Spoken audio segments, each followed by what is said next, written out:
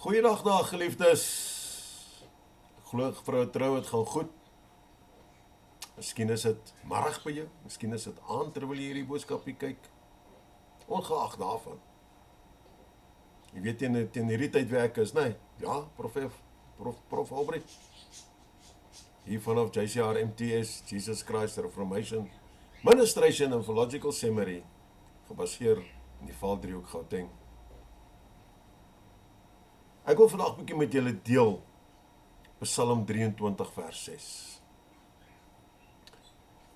Net goedheid en guns sal my volg al die dae van my lewe, en ek sal bly woon in die huis van die Here tot in die lente van dae. Almal behoort ons hierdie versie te ken, hè?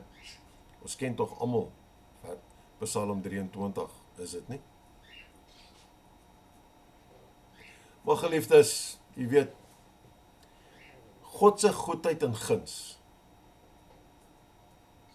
is soos 'n warm kombers, wat ons omvou deur elke liewe seisoen van ons lewens.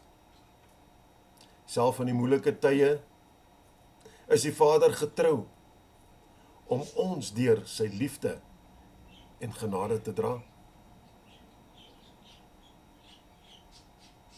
Daarom mag ieder en elk van u sy teenwoordigheid ervaar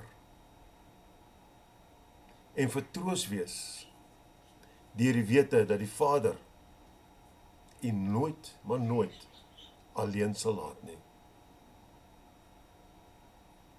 Die Vader se guns is ons toevlug in sy huis. En daai huis is jou blyplek vir ewig, as jy dit so verkies. Jesus het nog immers gesê, ek gaan om vir julle 'n plek voor te berei. Daar in die hemel by die Vader. So kom ons hou Jan vas, op Psalm 23:6. Maak nie saak wat die vyand teen ons gooi nie, wat hy ons wil probeer wys maak nie. Want ons weet, dat God se goedheid en guns sal ons volg al die dae van ons lewens. En ons sal bly woon, as dit ons, want is ons keuse, né? In sy huis, tot in die lente van dae. Almagtige God, Hemelse Vader, ons sê dankie vir die onmeetbare liefde en genade. Help ons om altyd op die goedheid en guns te vertrou. En herinner ons dat U altyd by ons is. Mag ons rus en vrede vind in U teenwoordigheid, Vader. In die naam van Jesus Christus. Amen. Geliefdes, as jy sê ek sukkel daarmee.